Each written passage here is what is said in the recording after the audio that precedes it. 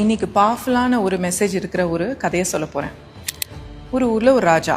அந்த ராஜா தன் நாட்டில் இருக்கிற எல்லா ஏழை ஜனங்களுக்கும் ரெகுலராக அன்னதானம் செஞ்சுட்டு வருவார். அதுவும் ரொம்ப டேஸ்டியாக ரொம்ப தரமாக வழங்கிட்டு வருவார். அந்த மாதிரி அன்னதானம் செய்கிற ஒரு நாளில் கிச்சன்லேருந்து எங்கே சர்வ் பண்ணுறாங்களோ அங்கே ஆளுங்க அந்த சாப்பாடெல்லாம் தூக்கிட்டு போயிட்டுருக்காங்க. அந்த டைமில் பக்கத்தில் இருக்க காட்டில் ஒரு பாம்பை பிடிச்சிட்டு ஒரு கழுகு மேலே பறக்குது. பாம்புலேருந்து ஒரு துளி விஷம் பாயச பானையில் விழுந்துடுது. இதை யாருமே கவனிக்கல. ஸோ இந்த பானையிலேருந்து சாப்பிட்ட நூற்றுக்கணக்கான ஆளுங்க இறந்து போயிடுறாங்க.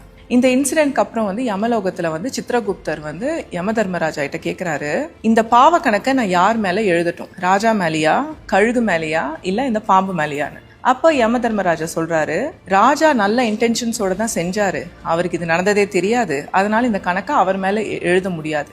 அதே சமயத்துல இந்த கழுகு பாம்பை பிடிக்கிறதும் அதோட இயல்பு, பாம்பு விஷத்தை கக்கிறதும் அதோட இயல்பு. இவங்க 2 பேர் மேலேயும் பாவத்தை எழுத முடியாது. இதை கொஞ்சம் சைடில் வச்சுட்டு நம்ம அப்புறம் இதை பற்றி டிஸ்கஸ் பண்ணலான்னு சொல்கிறாரு.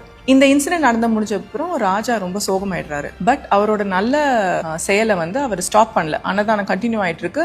இன்னும் கேர்ஃபுல்லாக எல்லாத்தையும் ப்ராப்பராக மூடி அந்த மாதிரி நல்லபடியாக செஞ்சுட்டு வராரு. கொஞ்ச நாள் கழிச்சு இந்த மாதிரி ஒரு அன்னதான டே அன்னைக்கு பக்கத்து ஊர்ல இருந்து கொஞ்சம் பேர் சாப்பாடு சாப்பிட்றதுக்காக நடந்து வராங்க. அந்த மெயின் ரோட்ல அங்கே 2 பேர் உட்காந்துட்டு இருக்காங்க.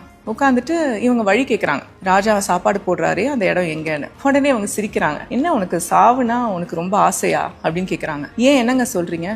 உனக்கு தெரியாதா, அன்னதானத்தில் சாப்பிட்றவங்க எல்லாம் செத்து போறாங்க, அந்த சாப்பாடை சாப்பிட்றதுக்கு நீ பக்கத்து ஊர்ல இருந்து வந்திருக்கியான்னு ஏளனமா பேசுறாங்க. இவங்க எல்லாம் பயந்து போய் திரும்பிடுறாங்க. இதை பார்த்துட்டு இருந்த யமதர்மராஜா சொல்றாரு சித்ரகுப்தர் கிட்ட, அந்த பாவ கணக்கை இவங்க 2 பேர் மேல எழுது. இவங்களும் நல்லது செய்யாம நல்லது செய்யறவங்கள பத்தி உண்மை என்னன்னே தெரியாம இவ்வளோ அவதூறா பேசி பாவத்தை இவங்க சம்பாதிச்சுக்கிறாங்க.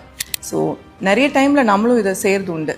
மற்றவங்கள பத்தி பேசும்போது அவங்க என்ன அவங்க அண்டர்கோ பண்ணியிருக்காங்க, உண்மை என்ன, எதையுமே தெரியாம அவங்கள பத்தி தப்பா நிறைய பேசுறதுனால எவ்வளோ பேர் ஹர்ட் ஆகிறாங்க.